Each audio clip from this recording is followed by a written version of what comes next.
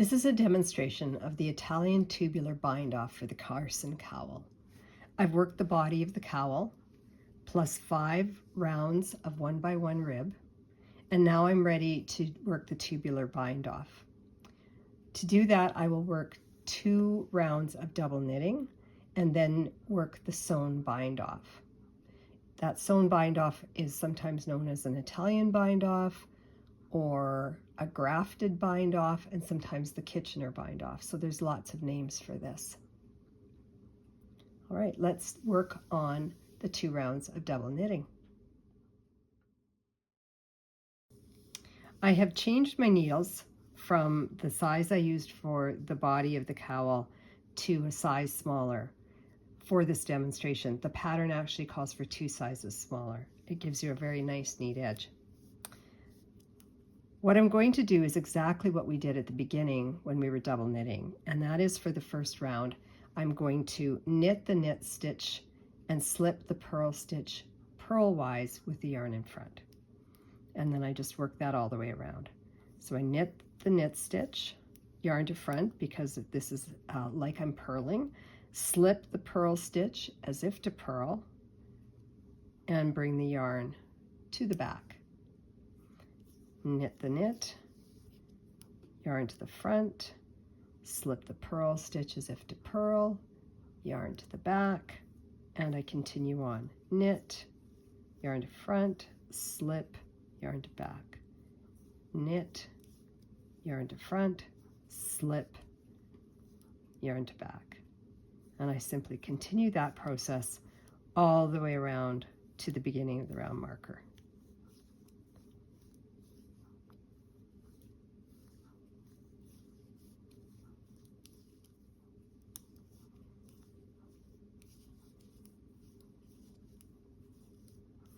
I'm just coming to the end of this first round of double knitting, so I'm of course still knitting the knit and slipping the purl stitch purlwise with the yarn in front. There's my final knit stitch of the round.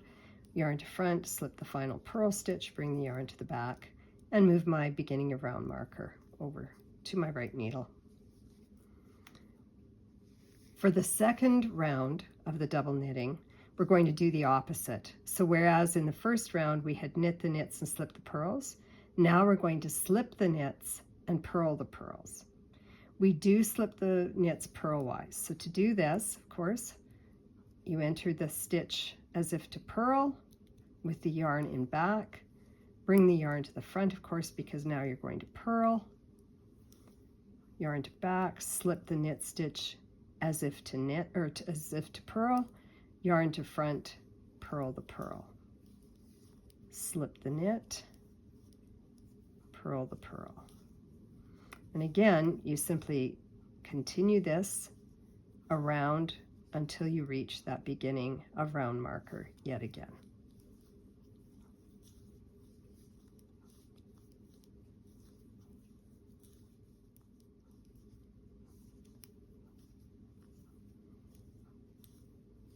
So I'm just coming to the end of this second round where I'm slipping the knit stitches and purling the purl stitches. So just to conclude my second round of double knitting, I'm going to slip that final knit stitch and purl the final purl stitch.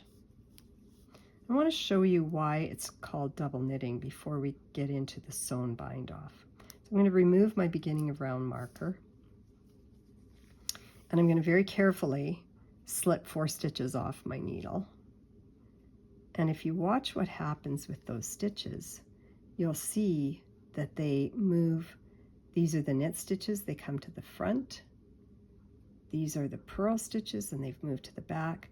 And there's 2 layers there. You can see the layers between the fabric. So you've got a front fabric and a back fabric.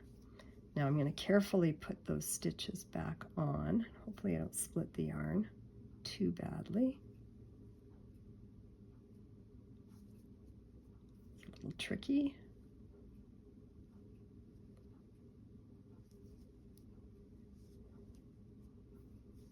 I think I'll fix this one. I see that I've got a split here.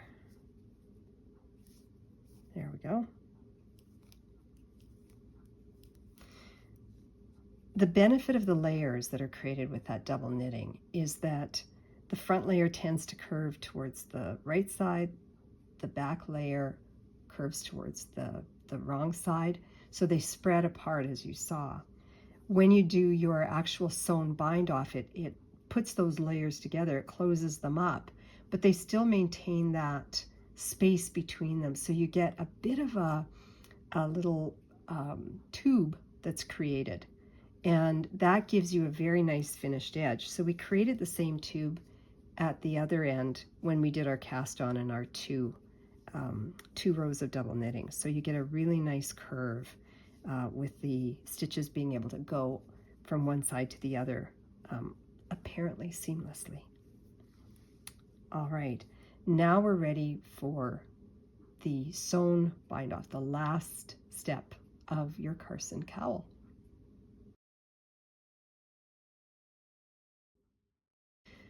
What you'll need is a little bit of equipment though, or a few tools. You need 2 stitch markers that are removable and a tapestry needle and a pair of scissors. You need to use the scissors to cut a length of yarn that is 4 times the circumference of your cowl. So I've already done that. That gives you ample yarn for the grafting. It's a little long and unwieldy to work with, but you do not want to run out of yarn partway through your grafted edge, let me tell you that. All right, we're going to start by threading the yarn onto the tapestry needle. Okay, so do that, pull it through. I like to leave, 30 centimeters, 12 inches of yarn before the yarn is doubled up, somewhere in there, just to start. And the first thing we're going to do is mark the first knitting stitch with a stitch marker. When you work each stitch to cast it off, you actually use the tapestry needle and you enter that stitch twice. So there's kind of 2 passes through a stitch. The first knit stitch, we're going to only pass through once, because the second pass is going to come at the end when you want to close the bind off and create that nice jogless close to your bind off. So I'm going to take my removable stitch marker and I'm just going to insert it into the stitch, close it up,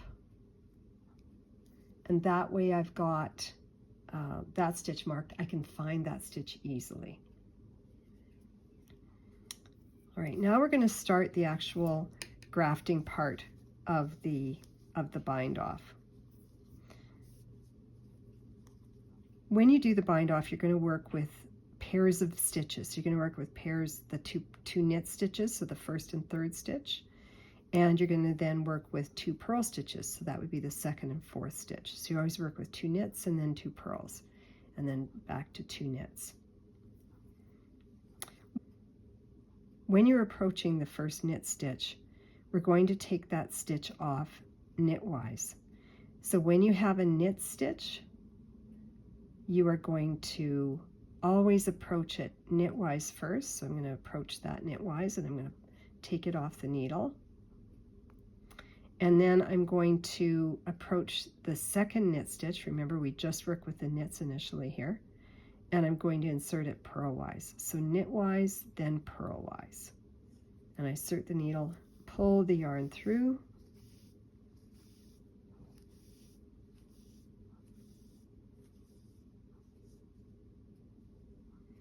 and now the first stitch on my needle is a purl stitch. I'm going to mark that first purl stitch with a removable stitch marker. And it might be easier from the front here. Just slip the stitch marker into the stitch, close it up, and I'm going to just move it to the back out of the way. So now my first purl stitch is marked because I want to be able to come back and find that stitch again when I want to close the round. So I'm going to insert my needle, because it's a purl stitch, I'm going to insert it purlwise and slip it off, and then I'm going to insert the tip of my needle between the first 2 stitches on the needle, and I'm going to use the tip of my tapestry needle to catch the front leg of that purl stitch, So that's basically entering the stitch knitwise, and then I'm going to pull the yarn through those stitches.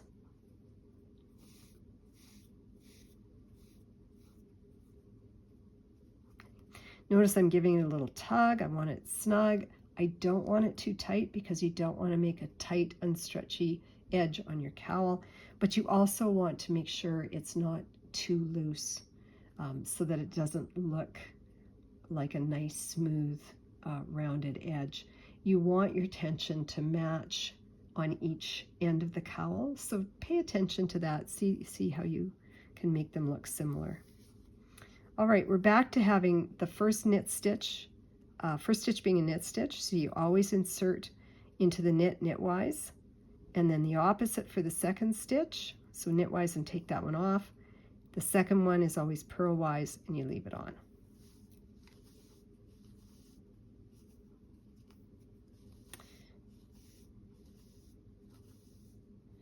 And then because we have a purl stitch at the front of our needle, we're going to insert the needle purlwise into that first stitch, take it off, and then insert the tip between those two stitches, use the tip of the needle to grab the front leg of the purl stitch, and then pull the yarn through those stitches.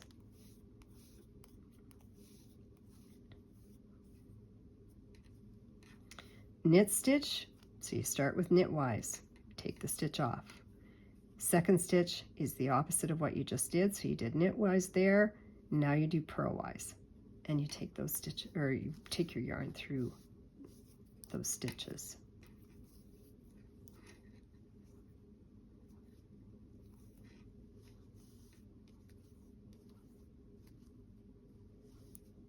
You now have a purl stitch at the beginning of your needle. Therefore, you insert the needle purlwise, take it off the stitch, bring your needle between the first two stitches, use the tip to catch the front leg of the purl stitch, bring the yarn through.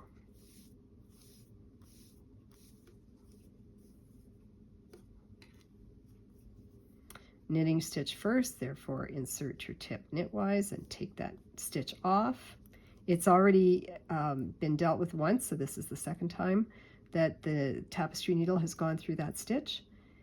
And because I take that one off knitwise, I insert my needle purlwise into the second knit stitch.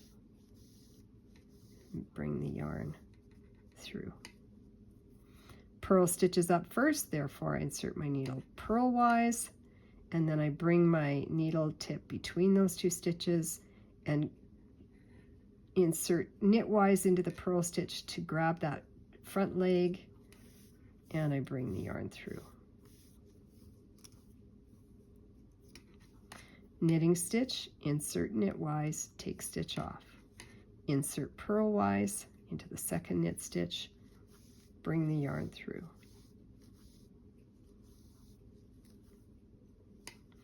Purl stitches first, therefore we insert the tapestry needle purlwise, take the stitch off, insert the needle between those two stitches, and insert knitwise into the purl, grabbing that front leg, pull the yarn through.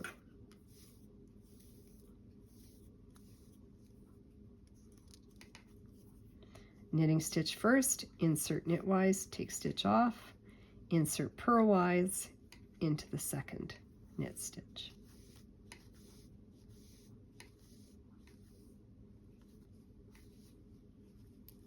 Purl stitches up first, therefore we're going to insert purlwise, take the stitch off,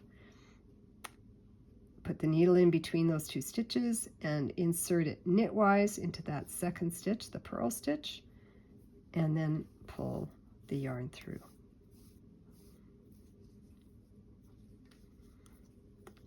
Knit stitch, you always start with inserting knitwise, taking the stitch off, and then doing the opposite with the second stitch, so that's purlwise for that second knit stitch.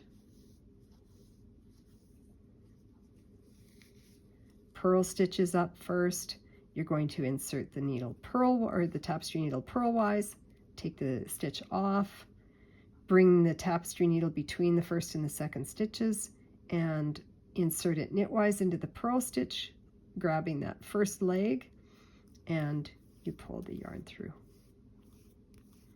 Let's do this a couple more times. Knitting stitch first, therefore insert your needle knitwise to take the stitch off, and purlwise through the second knit stitch.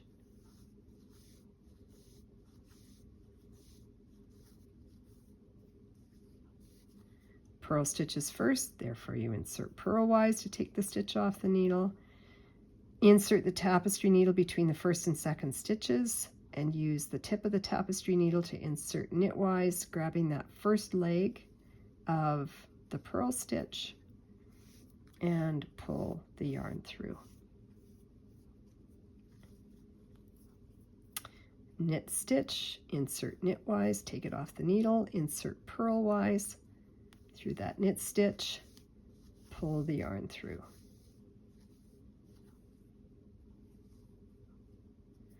Purl stitches up first, so insert the needle purlwise to take the stitch off, and then bring the tip of the tapestry needle between those first two stitches, insert the tip of the needle knitwise into the purl stitch, and bring the yarn through.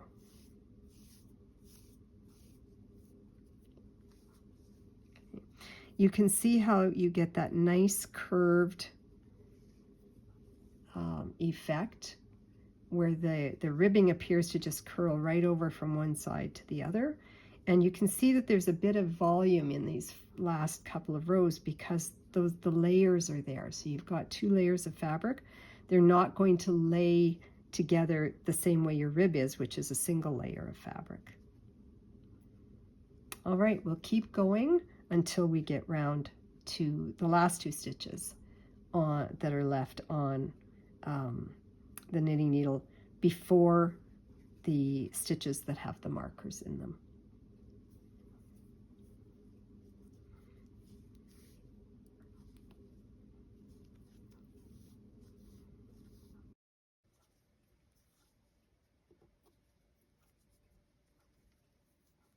I'm coming to the end of my bind off, and I'm going to want to stop when I have 4 stitches on the needle,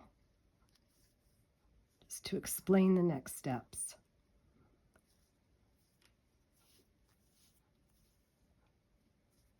All right, I've got my 4 stitches, and I need 4 stitches because of course I'm working pairs, the 2 knit stitches at the front and then the 2 purl stitches at the back.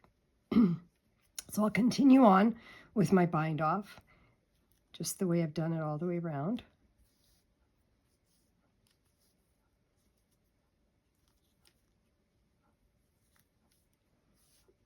But now that I've done that, I have only 2 stitches left, but I need 4 to complete the bind off. And this is where the stitches that had been marked at the beginning of the round, the knit stitch, that marker there, and the purl stitch, they need to be worked a second time because we only had the yarn and needle pass through them once, and every stitch has the yarn and needle pass through them twice. So what we're going to do is we're going to remount these 2 stitches on this needle. To do that, I'm going to pull my circular needle through so that I've got the tip of the needle pointing towards my 2 stitch markers. And I'm going to use the stitch marker to lift the stitch so that I can place it back on the needle. And here I'm very careful to make sure that I've got the orientation of the stitch correct, the way it would be normally mounted. So I've got the front leg coming over the first, and then the back leg is more to the left. So we'll take the stitch marker out now that I've got the stitch remounted. And now I do the same with the purl stitch. And I want to, again, make sure that I have the mounting correct. So the right side of the leg is on first, and the left side of the leg is at the back. Remove that stitch marker. So now I once again have 4 stitches on my needle, but I need to pull the circular needle back through so that I have the 4 stitches presenting so that I can now work them. So I'm going to just work the same bind off as I've done all the way along.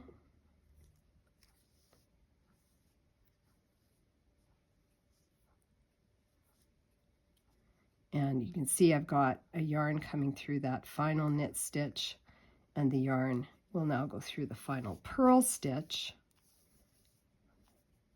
I want to make sure this is snugged up because it's looking a little bit loose back here. So now these were the first 2 stitches I started with. They're now the last 2 stitches that I'm ending with, and they have had the yarn go through them twice. So because of that, I can simply pull the stitches off my needle, set the needle aside,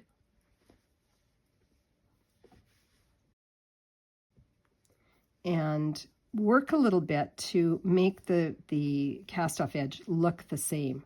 So I've got a little bit of a work that I want to do with my needle tip to just even out the stitches so that the tension looks good. And then all I need to do to close this round off is to weave my yarn through the end and clip it, and that would be how I end my bind off. And there we have that beautiful curved edge going all the way around over top to the other side. And there you have the Italian Tubular Bind-off, and you have finished your Carsyn Cowl.